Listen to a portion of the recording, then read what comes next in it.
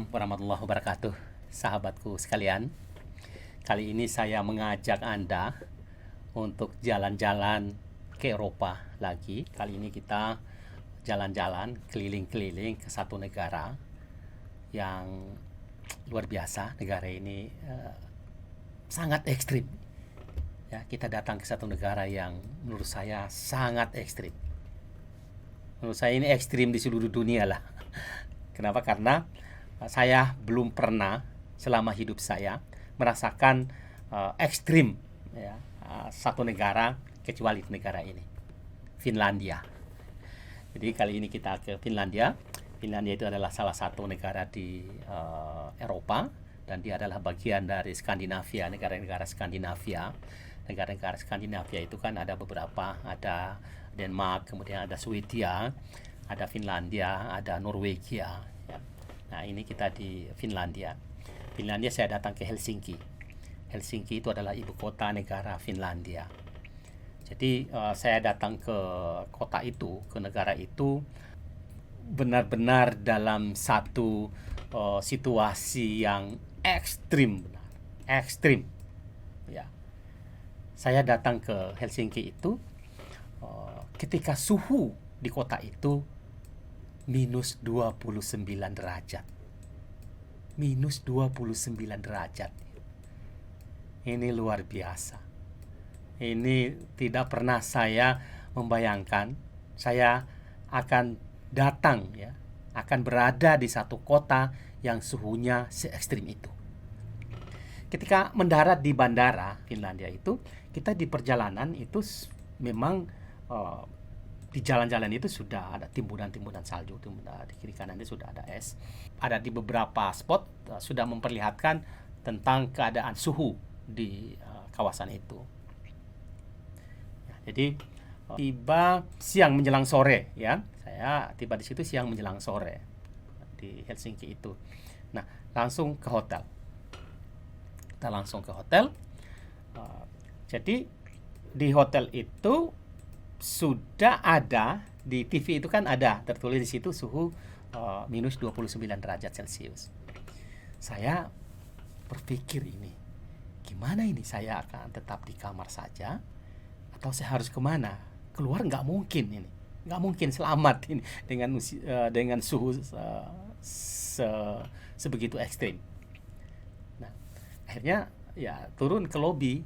Di lobi di sana kan memang sudah ada sistem ya, ada sistem di hotel, di rumah tentang suhu ya. Nah, di lobi itu ya hangat. Tapi begitu buka pintu keluar ya sudah kita diserang dalam satu keadaan yang dari waktu itu saya mencoba saja lari dari lobi hotel saya itu ke lobi, ada satu lobi lagi, tapi kira-kira lobi itu merupakan bagian dari lobi tempat saya berada waktu itu. Kira-kira jaraknya 10 meter. Saya lari sekencang-kencangnya. Mungkin dalam hitungan beberapa detik saja saya sudah sampai di sana. Tapi begitu di sana kuping saya sudah mendengung. Waduh, gila. Jadi sangat ekstrim sekali. Di luar, di jalan-jalan itu memang tidak banyak kendaraan yang lewat di situ dalam suhu se-ekstrim itu. Di jalan-jalan itu sudah timbunan-timbunan salju di sepanjang jalan itu, dan ada juga saya lihat waktu itu sudah ada mobil yang mengeruk ya, untuk mengeruk es itu ya, tapi di pinggir jalan itu sudah ada timbunan lebih tinggi lagi. Nah, sore itu ya, saya ini kan orang asing, orang yang datang di situ dan mau melihat kota itu, mau melihat suasana seperti apa, mau melihat manusianya seperti apa. Ya terpaksa saya dibawa waktu itu datang ya, bersama juga orang-orang lain, datang ke satu kafe yang tidak terlalu jauh dari hotel. Ke satu kafe, datang ke kafe itu sore. Di situ kita pesan di situ minuman yang panas-panas di situ. Makan yang panas-panas di situ sambil melihat-lihat suasana di luar seperti apa. Saya sangat berat sekali untuk bilang segera pulang ke hotel, karena dari berapa langkah dari kafe itu untuk naik ke mobil saja, itu sudah pertarungan luar biasa. Ya, jadi saya sampai sore di situ, sampai sore di kafe itu, ya. Tapi akhirnya saya juga balik ke hotel. Ya malam hari nggak kemana-mana, di situ aja melihat di hotel itu, mengikuti perkembangan di hotel itu. Nah, besok pagi suhu memang agak lebih lebih tidak se ekstrim yang kemarin itu. Jadi suhunya sudah naik lagi ya. Mutar-mutar di kota Helsinki.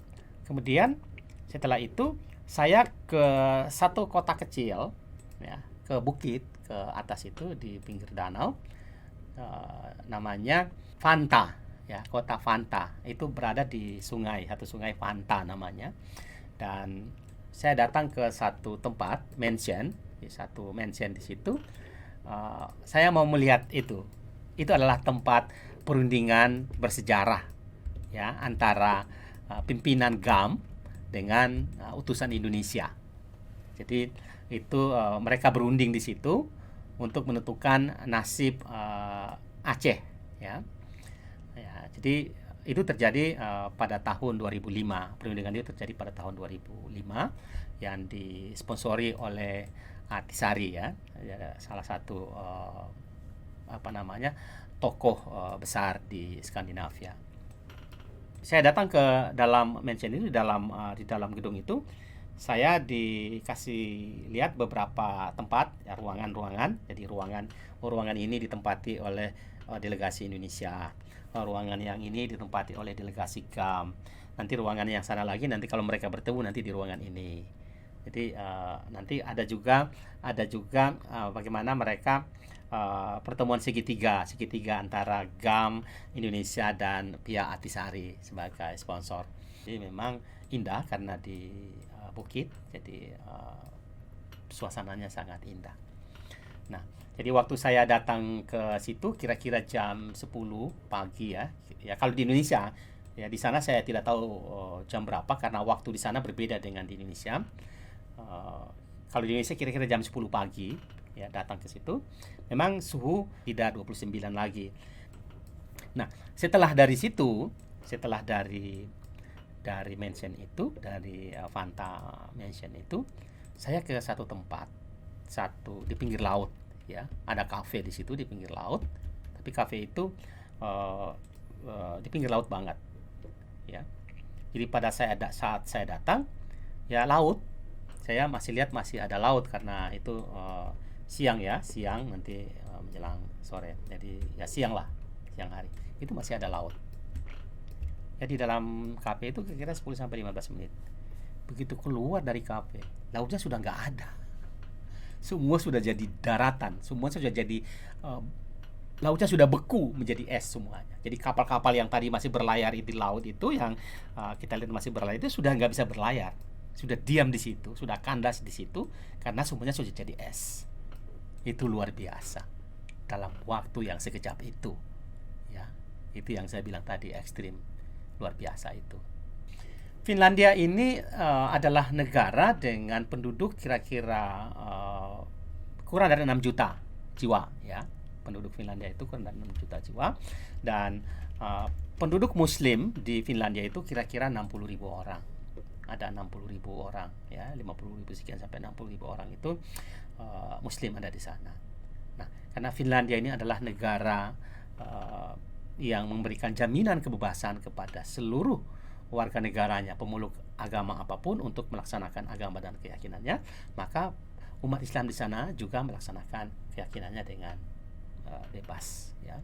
Nah, di sana ada beberapa masjid, dan di Helsinki itu ada satu masjid yang namanya Islamic Center. Jadi Helsinki itu ada Islamic Center di Helsinki itu.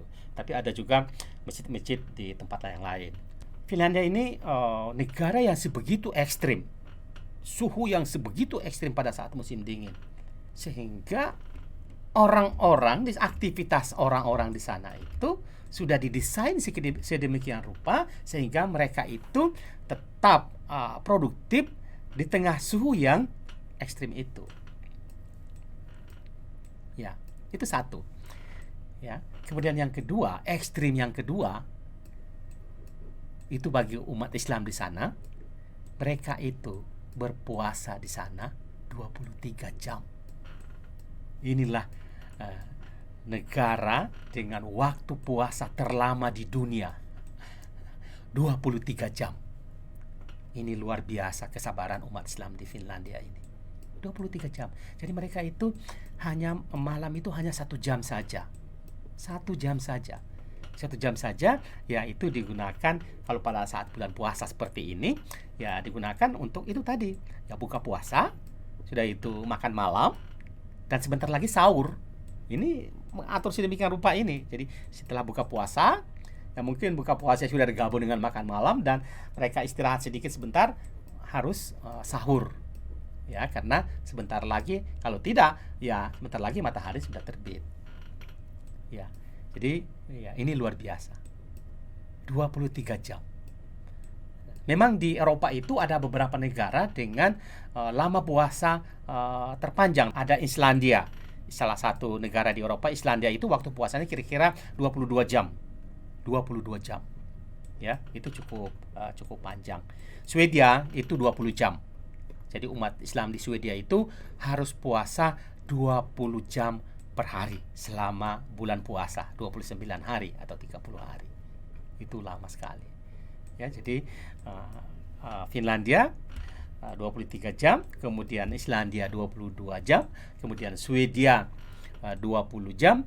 Ada juga negara-negara lain seperti Alaska ya itu bisa sampai 18 jam ya puasa. Kita di Indonesia ya berapa jam kita puasa, dan kadang-kadang kita sudah mengatakan bahwa kita ini adalah orang yang paling sabar, orang terbaik dan seterusnya. Menurut saya negara-negara Finlandia, Islandia dan Swedia itu karena mereka memiliki kesabaran yang luar biasa, bisa bertahan, bersabar selama 23 jam, selama 22 jam, selama 20 jam setiap hari selama bulan Ramadan. Lama puasa di Finlandia itu ya pada tahun 2016 ya itu ya tadi saya menyebut 23 jam. Tapi pada saat-saat yang lain memang tidak setiap tahun 23 jam itu ya, kadang-kadang 22 jam ya. Ya, berganti kadang-kadang Islandia lebih lama, kadang-kadang Swedia lebih lama ya. Dan tergantung posisi bumi terhadap matahari. Jadi tetapi untuk Finlandia itu ya lama puasa itu ya tidak kurang dari 20 jam. Ya, tertinggi itu adalah 23 jam. Ini luar biasa. Jadi secepat-cepat 20 jam itu masih jauh lebih cepat lama puasa di Indonesia yang antara 13 atau 14 jam. Ya, ini luar biasa.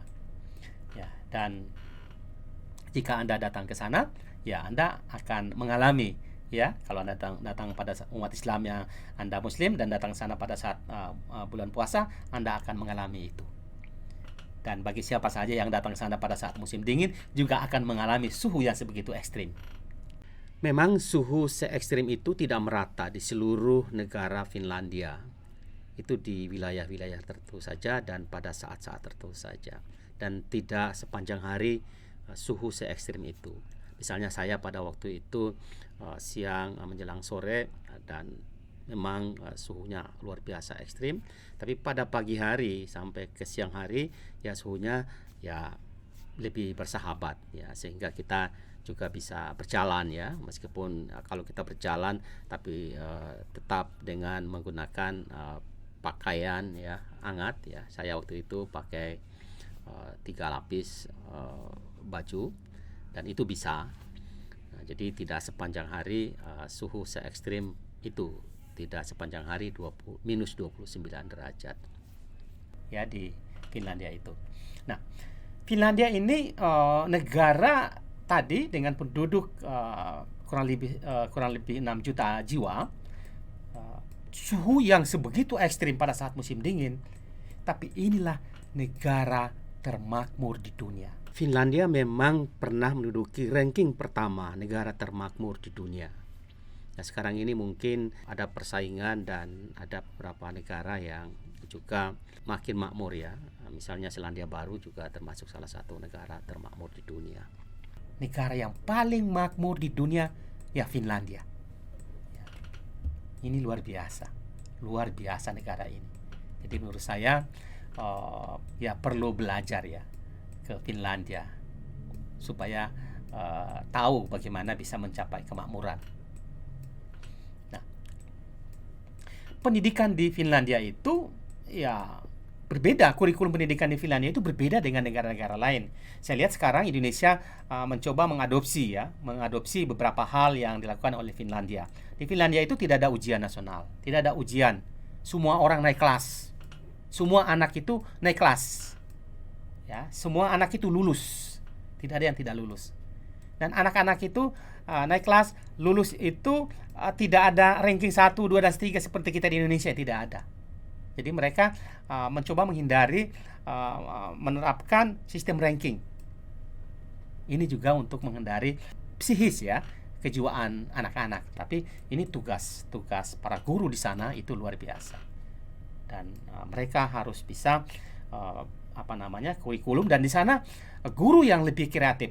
Peranan guru itu luar biasa di dalam penerapan kurikulum yang simpel seperti ini. Ya, jadi inilah Finlandia.